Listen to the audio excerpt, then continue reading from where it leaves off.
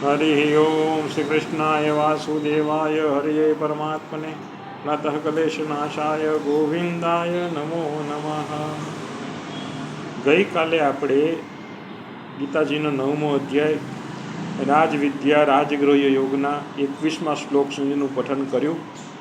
હવે આજે આપણે 22મા શ્લોકથી પુનઃ આરંભ કરીશું. હા, અત્યાર સુધી પ્રભુએ આપણને એ જણાવ્યું કે મનુષ્ય સુખ જન્મ મરણ કઈ રીતેનું જન્મ મરણ થાય છે, કેમ વ્યક્ત છે અવ્યક્ત છે. હવે પ્રભુ એના માટે શું કરે છે, એને કઈ રીતે સાચવે છે, એનું વર્ણન હવે 22મા શ્લોકથી આવશે. ધ્યાન દઈને સાંભળવું. શ્રી કૃષ્ણાર વાસુદેવાય હરિએ પરમાત્મને પ્રણત કલેશનાશાય ગોવિંદાય નમો નમઃ. ગીતાજીને હૃદયમાં રાખવો. હા, બરાબર. અને ઓટોમેટિક તમે વાંચવા માંડશો ને હૃદયમાં ઉતરી જ જશે તમારે ગીતાજી.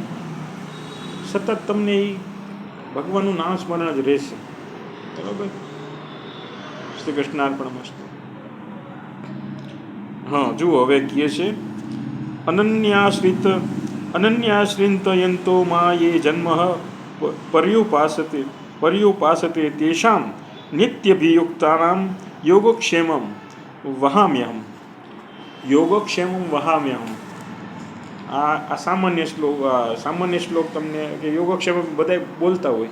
યોગક્ષેમમ વહામ્યહમ, યોગક્ષેમ પણ એ યોગક્ષેમમ વહામ્યહમ એ બહુ મહાન શ્લોક છે. એક ફકરો એટલો મહાન છે કે એ પ્રભુની શું ક્રિયા છે એ દર્શાવે છે કે જેઓ અનન્ય ભાવે મારું ચિંતન કરતા મને નિષ્કામ ભાવથી ઉપાસે છે તે મારામાં સ્થિત જનોના યોગ તથા ક્ષેમનો ભાર વહન કરું છું. એમના યોગનો અને એમના ક્ષેમનો. બરાબર. ડિટ્ટો લાલો મૂવીમાં જોયું ને આપણે. લાલો મૂવીમાં કઈ રીતે બતાવ્યું છે કે બધો રસ્તો બતાવવા માટે પ્રભુ આવી ગયા. અર્જુને મૂંઝાણા હતા તો અર્જુનને રસ્તો બતાવ્યો હતો. જે વ્યક્તિ જ્યાં જ્યાં મૂંઝાય છે ત્યાં કોઈને કોઈ સ્વરૂપે રસ્તો બતાવવા માટે આવે છે. એમના યોગનું અને ક્ષેમનો ભાર વહન કરે છે. બરાબર. અગાઉ પણ મેં એક વ્યાખ્યાનમાં કહ્યું હતું કે બાળક જન્મે એવું તરત એ પેટ ભરવા માંડે છે. બરાબર. તો પ્રભુએ જ્યારે એનો જન્મ થવાનો હતો પહેલાં એના ખોરાકની વ્યવસ્થા કરીને મૂકી છે. પહેલાંથી એને દાંત નહોતા તો એને એના માટે જમવાનું અહીંયા ખોરાક એનું મૂકી દીધું છે કે એને 6 કે 12 મહિના સુધી ખૂટે નહીં એટલો ખોરાક ભગવાને મૂકી જ દીધો છે ગમે એમ કરીને. પછી દાંત આવે એટલે ખીચડીને કઢીને આ તેને બધું મંડે ખાવા.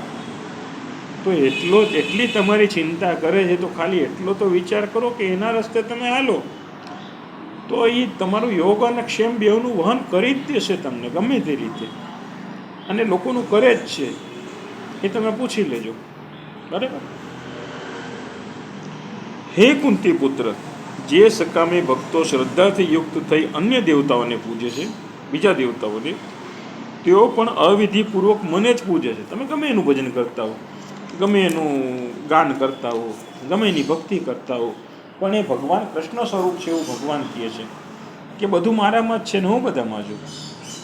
કારણ કે હું જ બધા યજ્ઞોનો સ્વામી અને ભોગતા છું.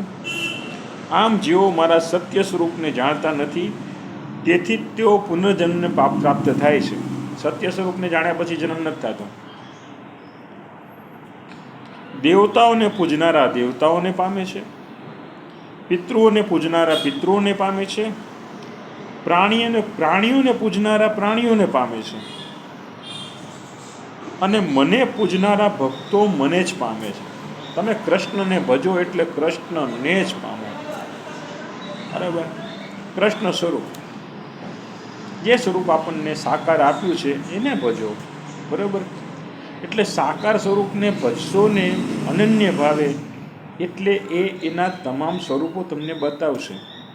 તમે જે કોઈ જ્યાં પણ દર્શન કરવા જશો તમને સૌ પ્રથમ પ્રભુ પોતે દર્શન આપશે કે નહીં, જો આની અંદર પણ હું જ રહેલો છું.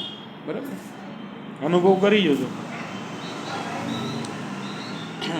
જે કોઈ મને પ્રેમ અને ભક્તિ વડે પત્ર પુષ્પ ફળ કે જળ અર્પણ કરે છે તે શુદ્ધ ચિત્તવાળા ભક્તે ભક્તિપૂર્વક અર્પણ કરેલાને હું સ્વીકારું છું.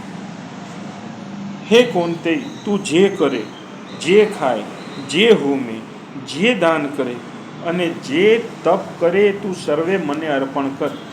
આપણે જમતી વખતે આપણે જે મંત્ર બોલી છે ને, મેં અગાઉ પણ કીધું અગાઉના અધ્યાયમાં, કે તમે બધું કૃષ્ણાર્પણ અર્પણ કરી દો એટલે પછી વસ્તુ પ્રસાદ થઈ જાય અને એ તમારો યજ્ઞ થઈ ગયો.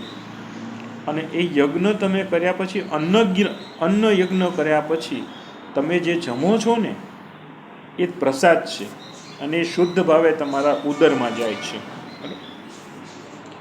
આમ કરવાથી તું શુભાશુભ ફળવાળા કર્મબંધનોથી છૂટીશ અને કર્મબંધનના ત્યાગથી કર્મફળના ત્યાગથી યુક્ત ચિત્તવાળો તું મુક્ત થઈને મને જ પામીશ. હવે આમાં થોડુંક અઘરું છે, ફરીથી હું વાંચીને બતાવું છું તમને, બરાબર? મને થોડુંક સમજવામાં તો થોડુંક અઘરું લાગે છે, એટલે હું સમજીને તમને સમજાવતો જાઉં છું, બરાબર? આમ કરવાથી તું શુભાશુભ ફળવાળા કર્મબંધનોથી છૂટીશ, બરાબર? શુભાશુભ ફળવાળા કર્મબંધનો, શુભાશુભ ફળવાળા જે કર્મના બંધનો હોય છે ને, બરાબર, એમાંય કર્મમાંય પાછા બંધન હોય છે, એમાંથી એ પ્રભુ છોડાવે છે. અને કર્મફળના ત્યાગથી યુક્ત ચિત્તવાળો, કર્મફળનો ત્યાગ તમે કરો એટલે કર્મફળના ત્યાગવાળું યુક્ત તમારું ચિત્ત થઈ, તું મુક્ત થઈ મને જ પામીશ. તમે તમારું ચિત્ત કર્મફળના ત્યાગવાળું તમે કરી નાખો ને, કે કર્મફળનો ત્યાગ કરો. કર્મણ્યવાધિકારસ્તે મા ફલેષુ કદાચન, મેં કર્યું કૃષ્ણાર્પણ, બસ આટલું ચિંતન કરી નાખો ને એટલે ભગવાનને પામી. હવે આજે આપણે 28મા શ્લોક સુધીનું પઠન કર્યું, બરાબર? સમયની અવધિ પ્રમાણે ઘણા લોકોને અવકાશ હોતો નથી એટલે આપણો વિડીયો થોડો 1-2-3 મિનિટ ટૂંકો કરી નાખ્યો છે. 12-15 મિનિટની જગ્યાએ આપણે 7-8 મિનિટનો કર્યો છે, બરાબર? બોલવામાં કંઈ ભૂલ થઈ હોય તો ક્ષમા આપશો, રોજની જેમ કહું છું, બરાબર? અને મને ન સમજાણું હોય ને બીજા કોઈને સમજાણું હોય અને કંઈક ક્ષતિ હોય તો કોમેન્ટમાં જવાબ આપવા વિનંતી છે. શ્રી કૃષ્ણાય વાસુદેવાય હરે પરમાત્મને પ્રણતકલેશ નાશાય ગોવિંદાય નમો નમઃ. અપરાધ શસ્ત્રાણી કિયંતી હરની સમયા દાસોમય માત્વા ક્ષમસ્વ પરમેશ્વર. આ મંત્ર બોલવાનું એ કારણ છે કે જાણે અજાણે આપણે લોકો અપરાધ તો કરીએ જ છીએ. પહેલાંના પુરાણ કાળની જેમ આપણે લોકો અત્યારનું જીવન નથી. આપણાથી જાણે અજાણે ન કરવા હોય તોય અપરાધ થઈ જાય છે. તો એ અપરાધ માટે થઈને સ્વામીએ આપણને, બાપાએ મંત્ર આપેલો છે, બરાબર? ભગવાને આપણને મંત્ર આપેલો છે કે આ મંત્ર તમારે બોલવો અને ક્ષમા માંગવી પ્રભુ પાસે, કે હે પ્રભુ, સવારથી સાંજ સુધી જે કંઈ કર્યું ને એમાં જો મારાથી કંઈ ખોટું થયું હોય તો મને ક્ષમા આપો, બરાબર? પછી ક્ષમા આપવી ન આપવી એમની ઈચ્છા, હા એમ પાછું એવું નહીં મજા કે ક્ષમા મળી જ જશે. કંઈ જઘન્ય અપરાધથી હોય છે તો ક્ષમા મળશે નહીં, એ પાછું સંચિત કર્મમાં મૂકી દેશે કે નહીં વાંધો નહીં, પુણ્ય ફળ છે ને તારું, આ એક બાજુ બેલેન્સ પડ્યું છે પુણ્ય ફળનું, બરાબર? આનો ડ્યુ, પછી બધું બેલેન્સ વ્યવસ્થિત કરીને જેટલું વધશે ને એટલું તમને મળશે અને પાછો જન્મ મળશે. આવું પ્રભુનું કહેવાનું થાય છે. હવે રોજ કહું છું એ પ્રમાણે મહેરબાની કરી લાઈક કરો, શેર કરો અને ફોલો કરો, બરાબર? એટલે આપણે ફોલોઅર જેટલા બને એટલા વધે એટલું સારું. શ્રી કૃષ્ણાર્પણમસ્તુ. સર્વ મિત્રો સહકાર આપશો.